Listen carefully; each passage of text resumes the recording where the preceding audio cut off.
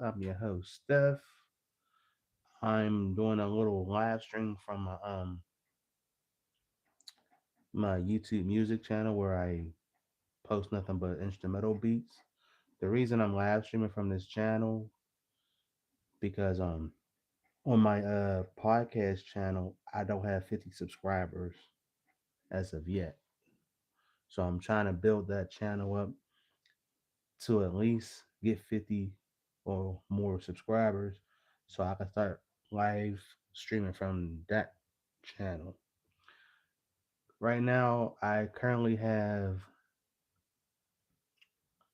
34 subscribers so far. So all I need is like 16 more to be eligible to live stream from that channel. And also, you can feel free to subscribe to that channel at Steph Sports Talk Podcast. And if you like listen to hip hop, mixed genre, instrumental beats, you can subscribe to my other channel, which is DJ Steph 81 the Beat Maker on YouTube as well. Both links will be in my description. All right. So what I want to talk about is the Pro Football Hall of Fame class of 2026. First ballot inductees were Drew Brees, quarterback for the Saints, Larry Fitzgerald, receiver for the Arizona Cardinals, Luke Kuechly, linebacker for the Carolina Panthers, and wait a minute, Adam Vinatieri, longtime kicker for the Patriots and Colts, and Roger Craig, longtime running back for the 49ers. Found he should have been in like at least like 10 or 20 years ago. But all right, we'll read a couple of these real quick. Drew Brees, record-setting Saints and Chargers quarterback, 2009 Super Bowl MVP. Larry Fitzgerald, Cardinals all-time leader, ranked second in NFL history in catches and receiving yards. Luke Kuechly, dominate Panth, dominate, well, dominate Panthers linebacker, seven-time Pro Bowl, five-time All-Pro, and 2012 Rookie of the Year. Adam Vinatieri, NFL's all-time leading scorer with four-time Super Bowl champion with the Patriots and Colts. Roger Craig, 49ers dynasty running back, first player to 1,000 yards rushing and 1,000 receiving yards in the same season. Notably, former Patriots head coach Bill Belichick and owner Robert Kraft were finalists but were not elected to this class. That's not a surprise there to me. But I want to talk about Luke Kuechly. I used to play uh, fantasy football with a couple of guys, and I remember I ended up trading for Luke Kuechly. I keep mispronouncing his last name. I traded for him, and I remember one of them games. I think I don't know if it was in 2014 or 2015 season. One of them, one of them games. He had like 20 plus tackles in one game. I have to look at him and see who was it against. Oh, I got a couple people in the chat saying hi. Hello, y'all. Thanks for coming to my live stream. Appreciate it, and thanks for the likes. Um, yeah, he was a dominating linebacker. I'm trying to remember how long did he play. I think He was a rookie in 2012. Um, I don't know when he. I don't know what year he retired. I don't know. It was 2019, I believe. I got somebody named Dana Moody. How was your day? My day was doing great. I'm just staying warm. It's very cold of where I'm at. Thanks for asking. How was your day? All right, back to what I was saying about this NFL draft. I mean, not it's Hall of Fame class.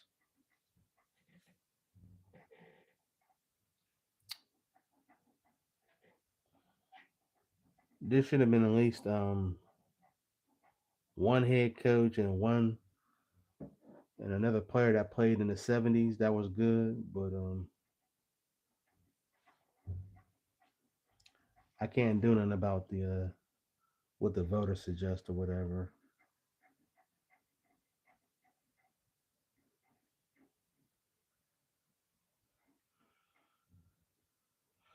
But if you hear noise in the background, that's me playing video games on my old PS2. I'm playing Madden 10, the cover with well actually two Hall of Famers, Troy Polamalu and Larry Fitzgerald. I love playing throwback games. I'm not really into the updated games or whatever, but yeah, that's what I'm doing right now. If you hear a lot of noise in the background, that's me playing the game. All right, what else I want to talk about? Hmm.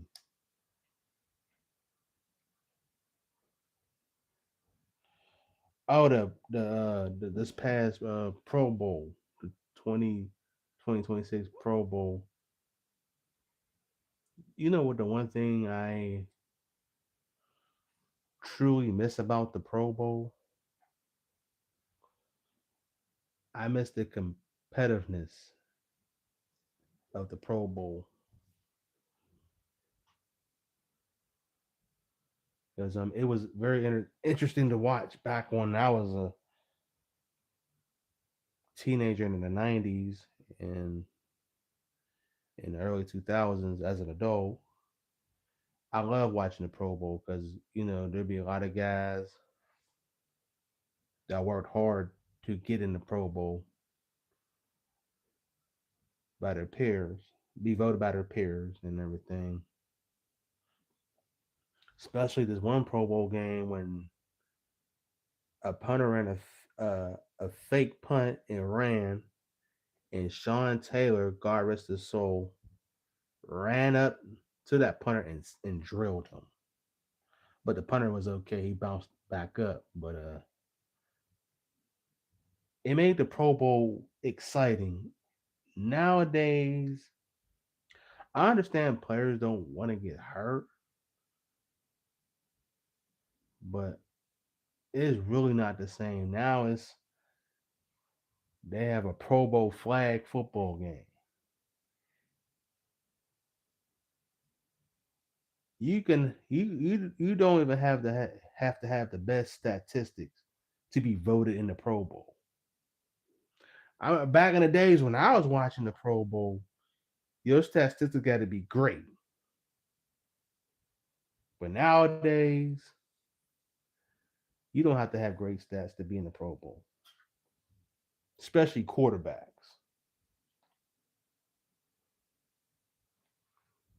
It's pathetic to me.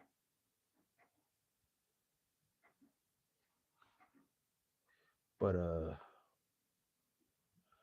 I did not watch the Pro Bowl one bit, one bit at all. Um, what else I want to talk about?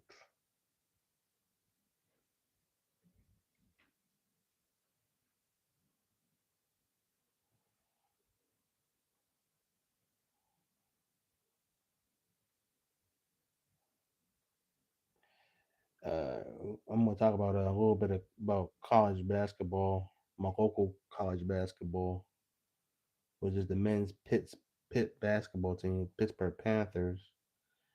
They lost to SMU by a score of 86-67.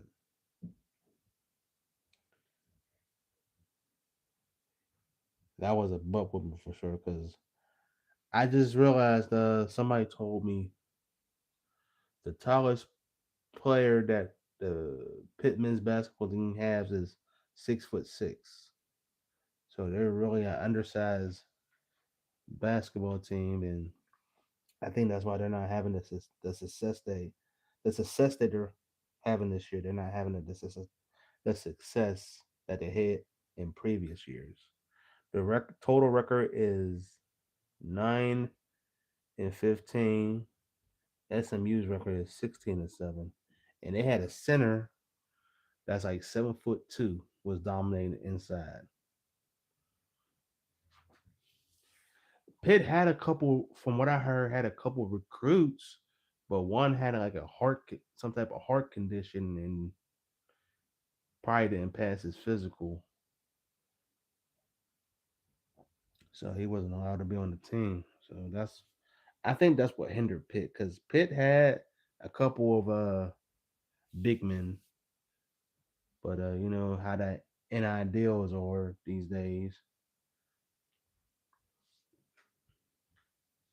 They transfer elsewhere and be successful, and it has to be hard on coaches these college coaches these days.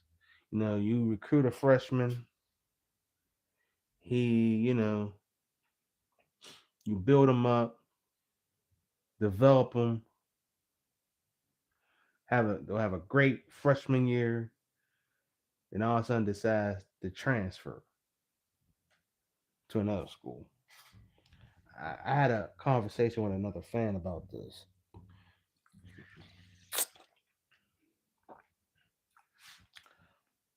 A coach put all that time and effort to help you get you where you need to get to, and also you want to transfer to another school.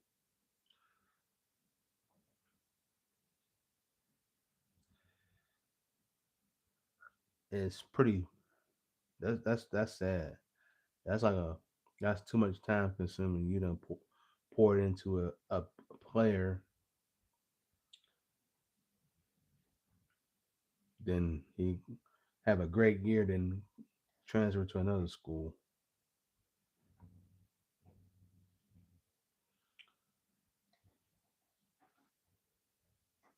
Now I remember the Panthers uh back probably back in the early 2000s. There was not an empty seat in the house. The games was basically sold out.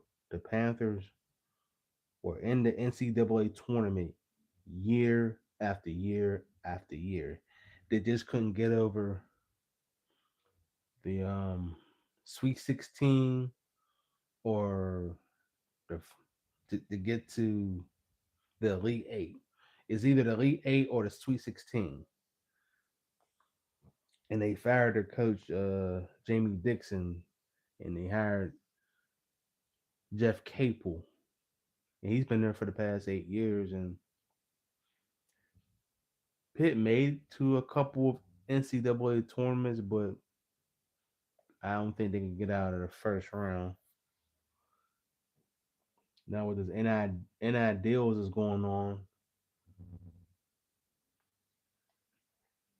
he has to try and recruit a roster every damn season, and it takes him. I know it takes a mental toll doing that, trying to build a competitive roster, and sometimes that could take time. So I definitely feel his pain on that. Um, I will have I recorded a snippet of today's game. It will be on my YouTube shorts on my on Steph Sports Talk podcast channel. So feel free to check it out, give it a like, whatever. But on this channel that I'm live streaming on now, I have plans for this channel. If I attend to a couple of concerts or whatever, it doesn't matter what music it is. I'll record a snippet of it and post it on my YouTube Shorts. Because I noticed that I did it a couple of times and posted some shorts on this current channel. I ended up having some subscribers, and also I'll be posting some new beats. I haven't really made beats consistently like I wanted to, but because I lost some creativity in a way, but I'm trying to gain that creativity back.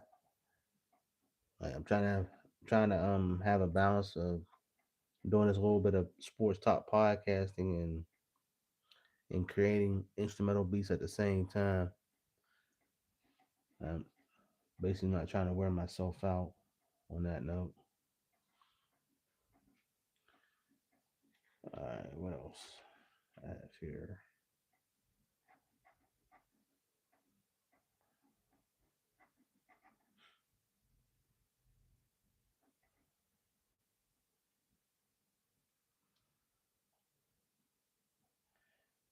As of right now, I'm watching an interview with Cam Hayward, defensive tackle for the Pittsburgh Steelers. He's in an interview with Rich Eisen talking about how was the meeting with was how was the last meeting with Mike Tomlin. Let me see if I can pull up the captions here.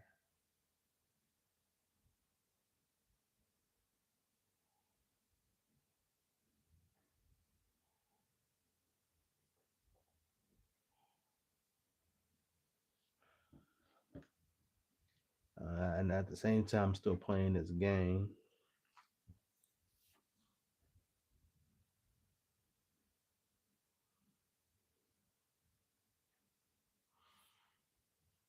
So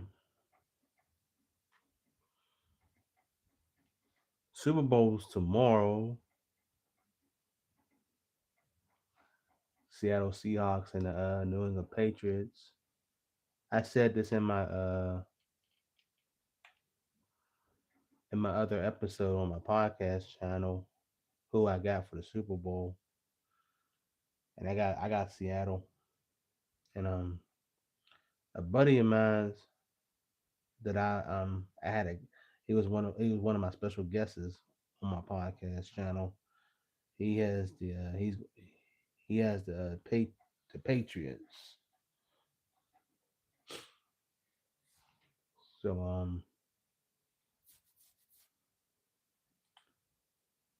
who do y'all got in the Super Bowl tomorrow?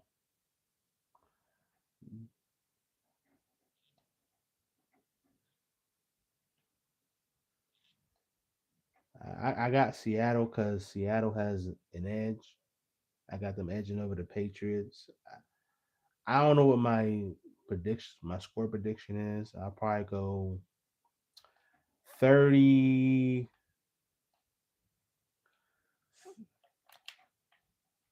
30-21 because I think Seattle put some pressure on Drake May and caused him to turn over the ball. That could be the difference maker in the Super Bowl. Don't get me wrong, Patriots got a good defense as well, but Drake May, if the Patriots going to win the Super Bowl, Drake May gonna have to have a good game, manage the game very well, and try not to turn over the ball. Have a have a balance of run and pass. If the offense don't turn over the ball, they have a shot of winning their seventh Super Bowl, which I don't want them to win. I'm just being realistic here.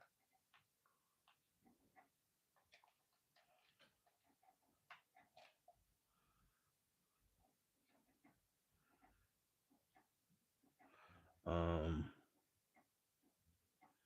Seattle got a tough run game on offense. I believe Sam Darnold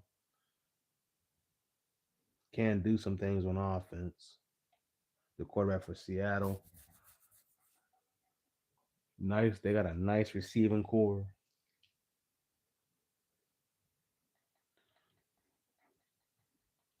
So I'm dying to see what that what what will happen.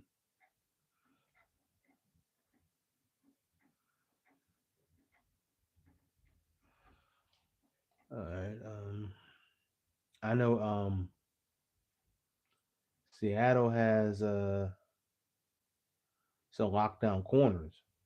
So Stephon Diggs and the other receiver, his name is Booty. That's funny as hell. I ain't never heard somebody's last name called Booty. But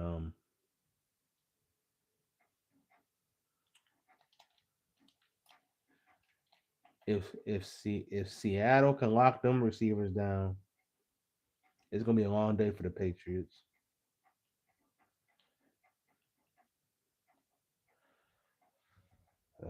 It's the last game. That'll be the last final NFL game. But I will be talking about other sports as well. I'll be talking about base. Well, I have time to talk about it. We got baseball. Baseball's coming up.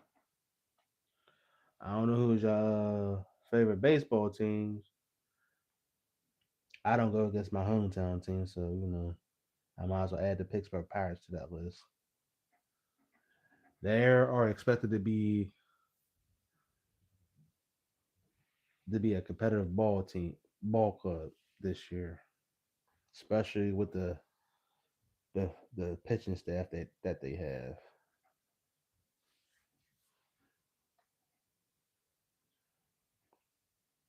They have to have a to match the starting pitchers. Uh, you know what I'm trying to say. To match their energy, they the Pirates got to have some bats ready to have to have a good year. They got to have a consistent offense, and their bullpen got to be able to close out games. Last year they really didn't close out the games and they blew some leads that cost them. I think their record last year was at 70 something wins and 80 something losses. Hopefully that could be switched around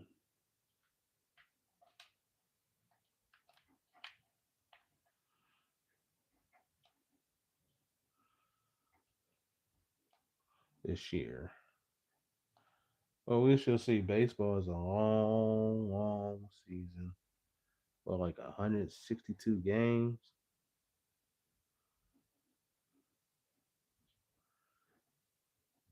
Yeah, but we shall see. Um, I can't wait to. I haven't really watched much of it last year, but the United Football League, I think that's what it's called. I am very, very curious about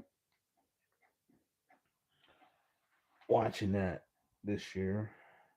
Well, I'm gonna try to watch it. If it's on local TV, I'll tune into it.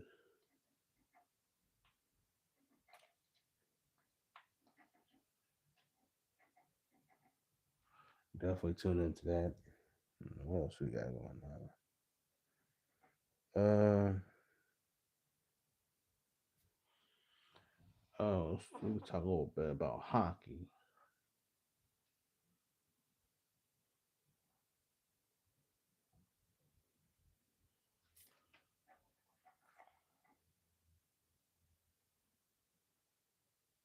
Let me see. NHL.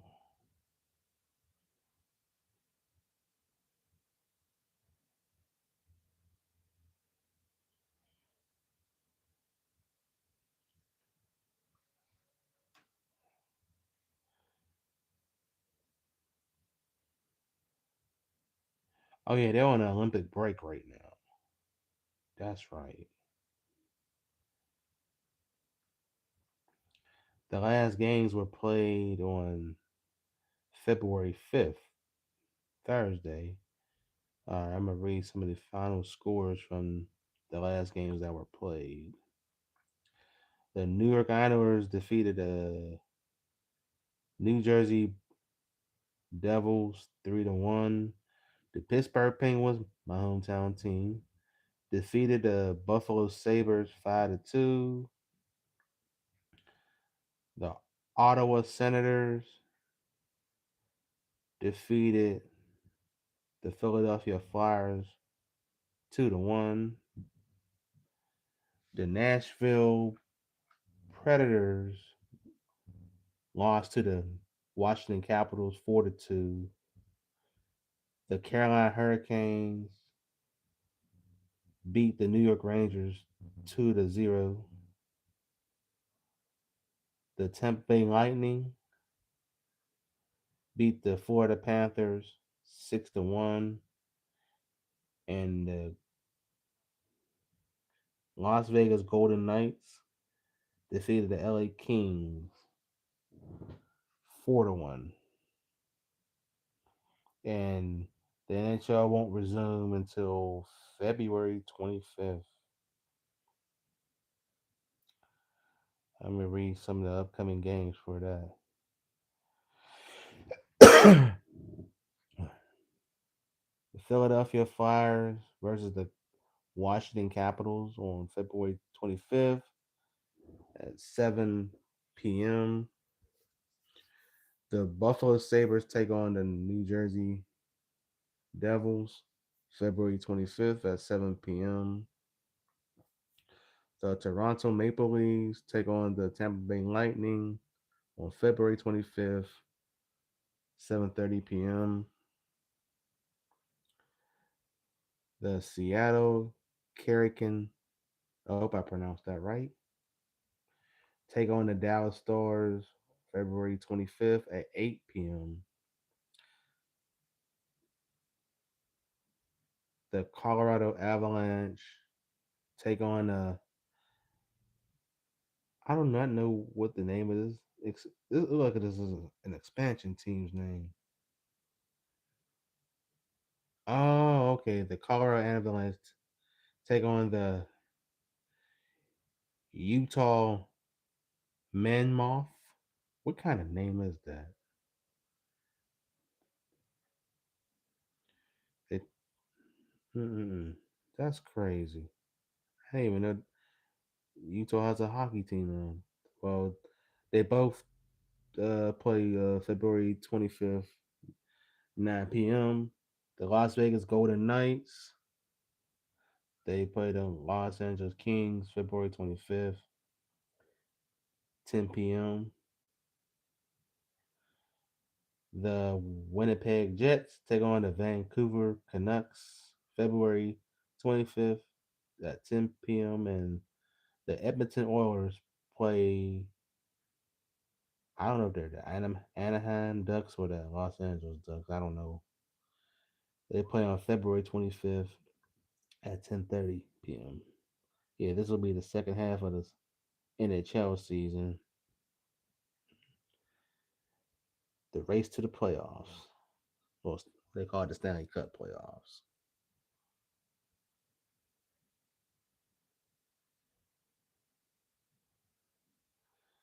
All right, what else I want to talk about? I'm almost at 30 minutes. Um.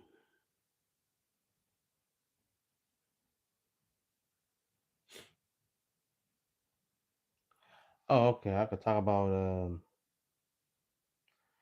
the Steelers. Coach Mike Carthy and the coaching The coach and the rest of the coaches he then hired under his staff. His staff. Pull this up real quick.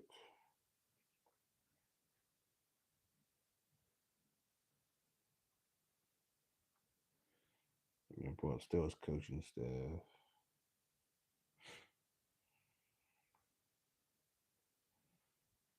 hmm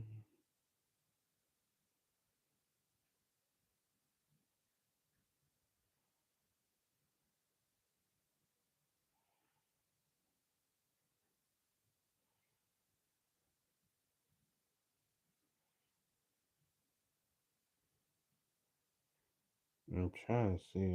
Okay, they recently hired a their offensive coordinator named Brian Angelique Angel Chio. I pronounced that badly. Offensive coordinator Danny Crossman, special teams coordinator Joe Witt Jr., assistant head coach secondary Damata Pecco, defensive line coach, and Pat Raleigh, defensive quality control coach. I never heard of that. Defensive quality control coach. Hmm. All right. The new offensive coordinator for the Steelers. He spent the last four seasons with the Minnesota Vikings as the team's pass game coordinator and tight ends coach. In 2025, tight end TJ Hawkinson had 51 receptions for 438 yards and an 8.59 yard average and three touchdowns. In addition, tight end Josh Oliver had 15 receptions for 160 yards and a career high four touchdowns. The Vikings had prolific receivers in Justin Jefferson, who finished the season with 84 receptions for 1,048 yards and two touchdowns, and Jordan Addison, former Pittsburgh Panther, who, despite missing three games, finished the season with 42 receptions for 610 yards with a 14.5 yard average and three touchdowns. Quarterback J.J. McCarthy, who missed seven games, completed 140 passes for 1,632 yards and 11 touchdowns.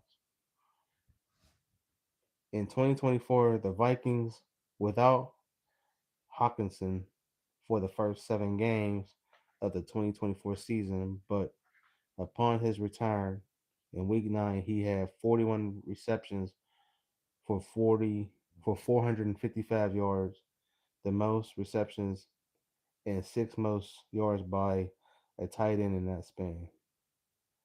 His 11.1 yards per catch also ranks third among tight ends with at least 35 receptions in 2024.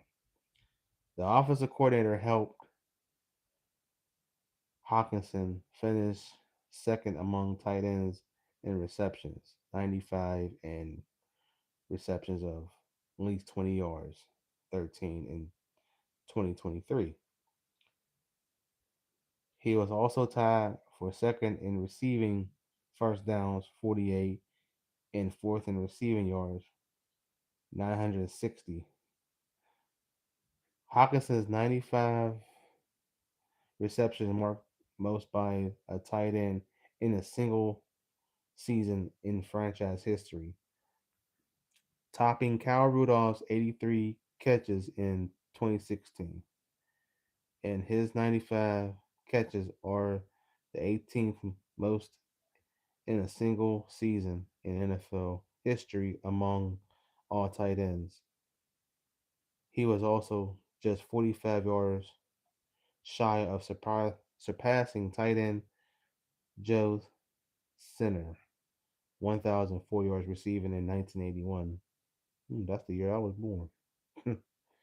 For the most receiving yards by a tight end in a single season in franchise history. The Vikings finished fifth in the NFL in passing yards per game, 256.4 in 2023.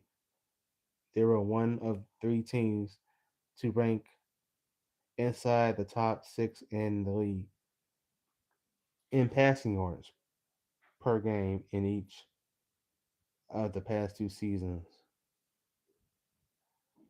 In his first season in Minnesota, the Vikings finished sixth in passing yards per game. Hawkinson, who was acquired via an in-season trade with the Lions, earned his second Pro Bowl nod. Hawkinson had 65 receptions for 130 receiving yards.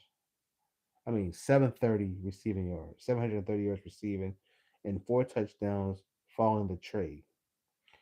Prior to joining the Minnesota Vikings, the offensive coordinator spent two seasons as the tight ends coach for the Carolina Panthers from 2020 to 2021.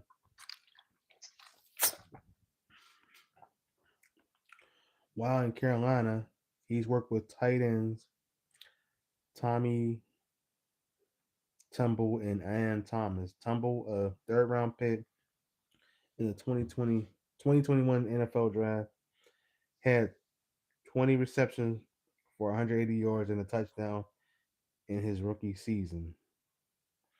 Thomas had 20 receptions for 145 yards in 2020, while also blocking for Christian McCaffrey, who had over 1,000 yards from scrimmage for the first time in his career. The offensive coordinator spent one season as a tight end coach for the Washington Commanders in 2019, where he helped Jeremy Sprinkle reach career highs in receptions, 26, receiving yards, 241, and touchdowns, one touchdown at the time.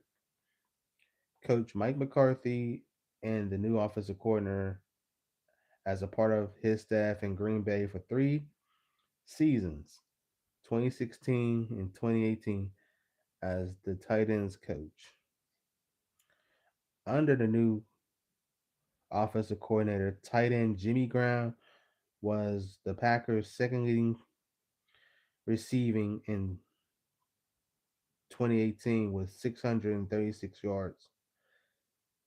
Tight ends Jared Cook and Richard Rodgers combined for 648 yards during the 2016 season when the Packers advanced to the NFC Championship game.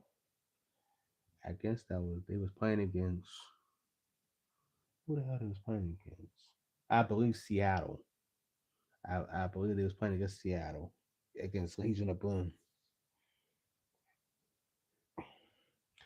All right, the new offensive coordinator for the Steelers spent two seasons, 2015 and 16, as the Cleveland Browns tight end coach. In 2015, Gary Barnidge, I remember him. He's a good tight end. Had 79 receptions for 1,043 yards and 90 touchdowns. He led the Browns in receiving and was selected to the Pro Bowl. The new offensive coordinator for the Steelers started in the NFL with the Tampa Bay Buccaneers as the team's tight end coach from 2012 to 2013. Bucks tight end Tim Wright, an undrafted rookie free agent, was the team's second leading receiver in 2012 with 54 receptions for 571 yards. The new offensive coordinator for the Steelers. The reason I'm saying it like that because I can't pronounce the guy's last name. Got his coaching start in the college ranks, including stops at Rutgers 2011, Pittsburgh from 2006 to 2010, I don't know what this college is. This is like a small college name right here. I'm not even gonna say it. I'm gonna spell it out. It's spelled Ithaca. That's how I'm gonna spell it out. From 1996 to 2005, where he was served as an offensive coordinator, offensive line coach, 2000 to 2005 as Sonny Brockport, 1995. Oh, he was a linebacker at St. Lawrence University in Canton, New York, where he was a 4-year starter. And this is some of Brian's coaching history. I think I already read all this. Yep. All right. The Steelers' new special teams coordinator name is Danny Crossman. He brings 22 years of NFL experience, including 20 years as a special teams coordinator, with him to Pittsburgh. He was most recently with the Miami Dolphins from 2019 to 24, with the added title of assistant head coach in 2021. During his time in Miami, the Dolphins had four consecutive winning seasons in 2020 to 2023. For the first time since 1997 to 2003, the team also earned playoff berths in 2022 and 2023, the first back to back postseason trips since 1997 to 2001. Crossman worked with kicker Jason Sanders with the Dolphins, aiding him in becoming the most accurate kicker in franchise history. In 7 seasons, six under Crossman's guidance, Sanders connected for 187 of 221 field goal attempts, 84.6%, and 259 out of 268 extra points. 96.6. Sanders had the longest active PAT streak in the NFL under Crossman, converting 69 straight attempts from December 15th, 2019 to November 28th, 2021, a total of 31 games. Wow. Sorry, I had to get some of the drink in me. Crossman spent 2 seasons coaching Pro Bowl punter Jake Bailey, who averaged 45.7 yards a punt in 2023, with a long of 66 yards and 47.1 yards per punt in 2024, with a long of 64 yards. His units were the one of just two in the NFL to block a punt in 3 consecutive seasons, 2020 and 2022. Two of the block punts were returned for touchdowns, and the third was returned to the 1 yard line. Crossman worked with punters Thomas Morstead. Oh, he's a great punter for the New Orleans Saints. He's a great punter. In 2022, and the veteran had one of the best seasons, putting 28 punts inside the 20-yard line, one shy of career high. The Dolphins had one block punt that season that has returned for a touchdown. His success with punters also was on display in 2021 with the fran- with the with free agent Michael Paul Larder Pollard Polidori. I cannot pronounce his last name. Some weird names here, y'all. excuse my pronunciation, finished third in the NFL with 31 punts inside the 20-yard line, and he ranked fifth in the NFL with 11 punts inside the 10-yard line, and third with 5 punts inside the 5-yard line.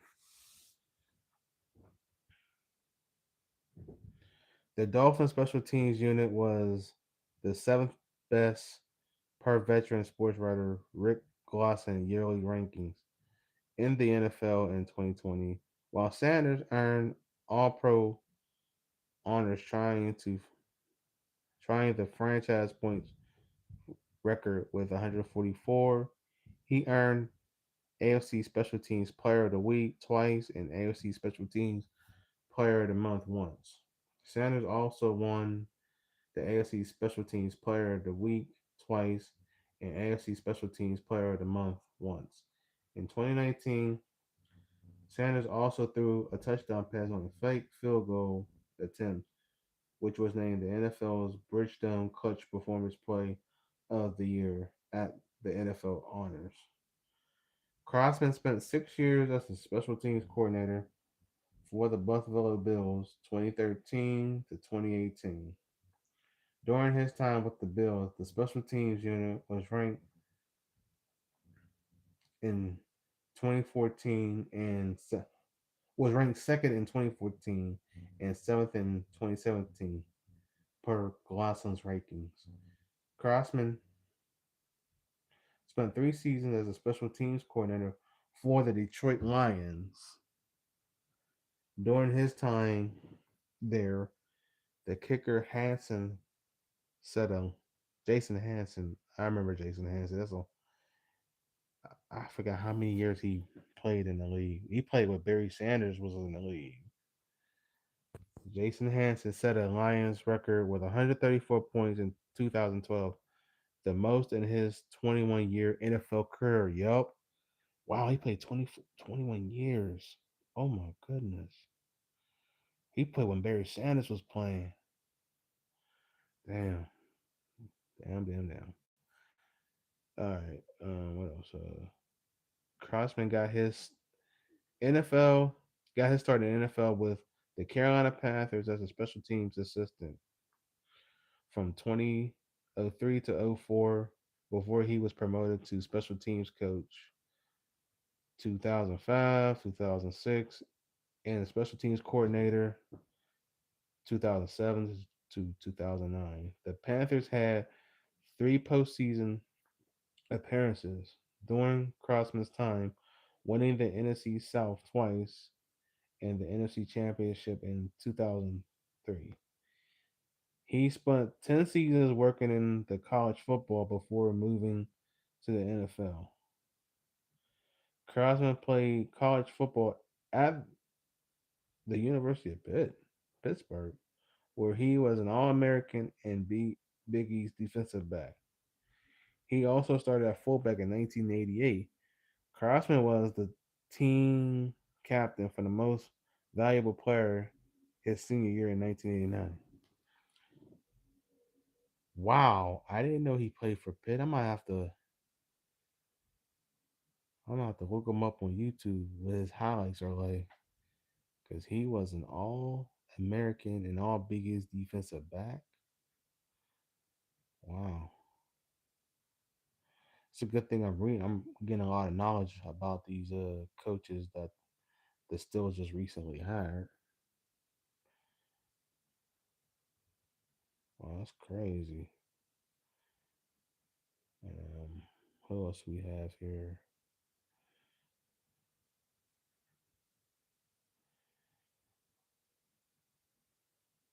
Oh, the assistant coach. Okay, his name is Witt. Witt spent the last 2 seasons, 2024 and 2025, as the Washington Commanders defensive coordinator. In 2024, the Commanders reached the NFC Championship game with linebacker Bobby Wagner, one of the key contributors to their success. One of key, oh, wait a minute. My bad. Hold on. Oh, here we go. Wagner was selected to his 12th Pro Bowl. He's a great middle linebacker, especially playing with the Legion of Boom when he was playing for Seattle. Was second team Associate Press All Pro selection. In addition, linebacker Frankie Louvu, I hope I pronounced that right, was named second team All Pro. The Commanders were ranked seventh in the NFL in sacks per attempt, 9.52%, and ranked 11th in the league with 43 total sacks. I have 10 more minutes left. Witt came to the Commanders where he was the secondary and defensive passing game coordinator for the Dallas Cowboys for 3 seasons, 2021 and 2023, under Coach McCarthy. Under his guidance, the Cowboys led the NFL with 59 interceptions during his tenure. The Cowboys defense ranked fifth in passing yards allowed per game, 187.4, and had 17 interceptions, tied for eighth in the NFL in 2023. That's interesting.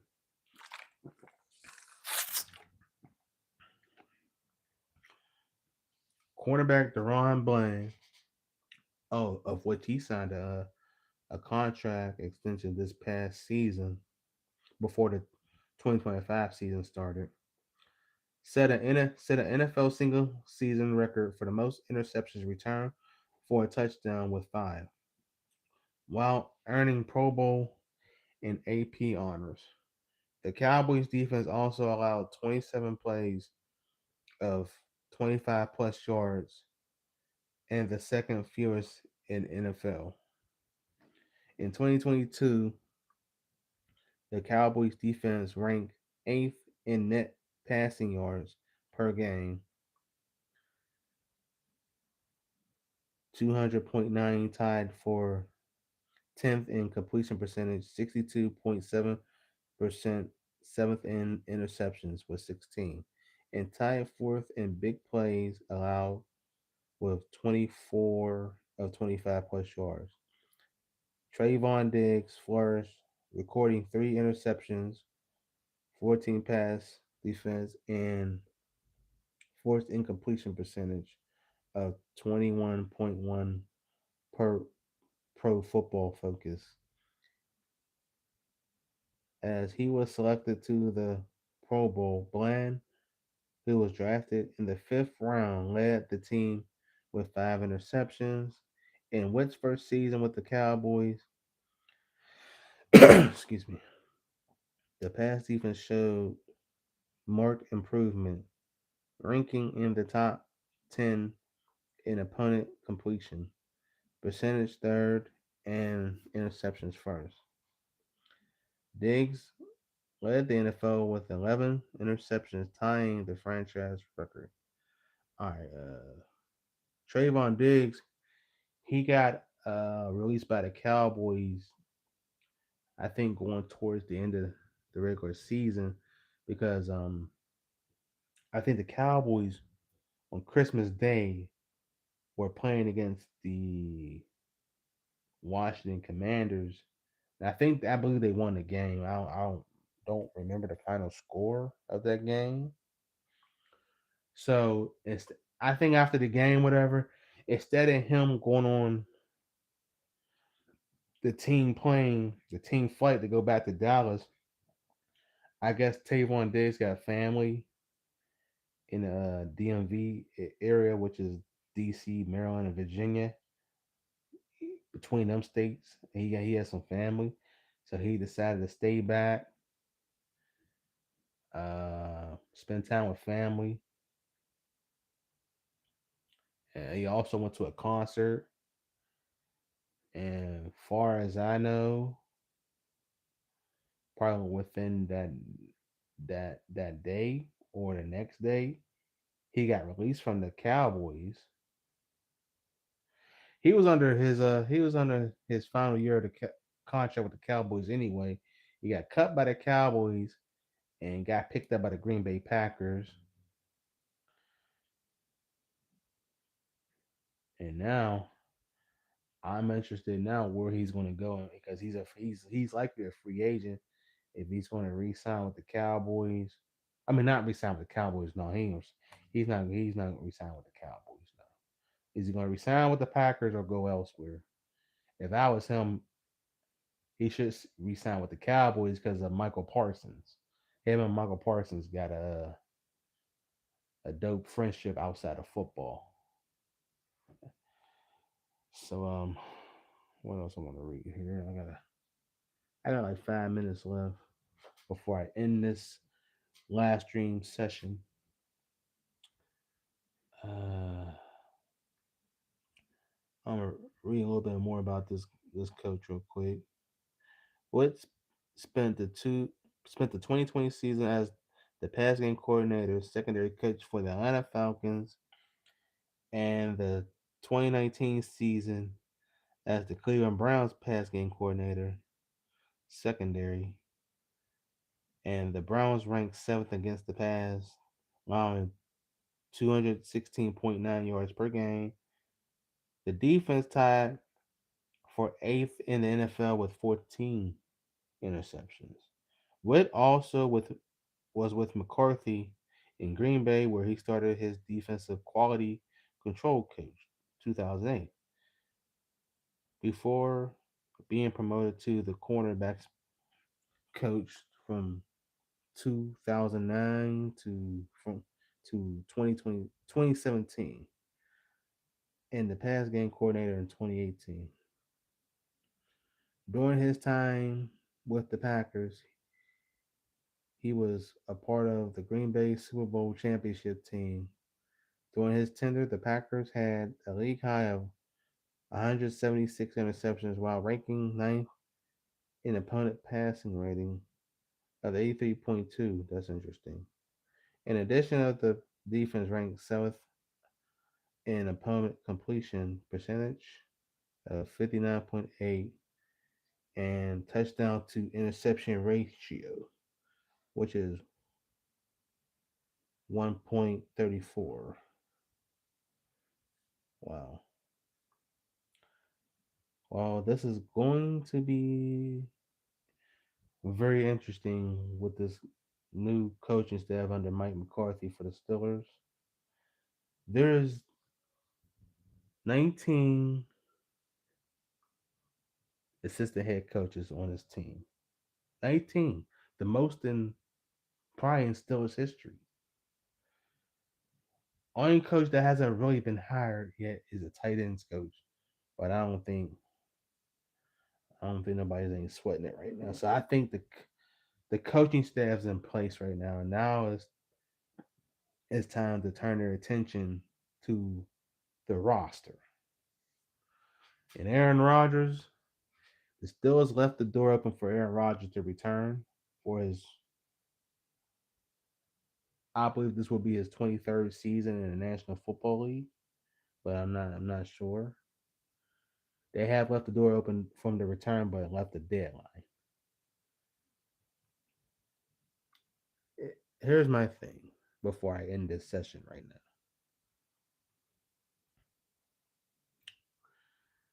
If you bring him back, if they bring him back, I believe they will never find a franchise quarterback.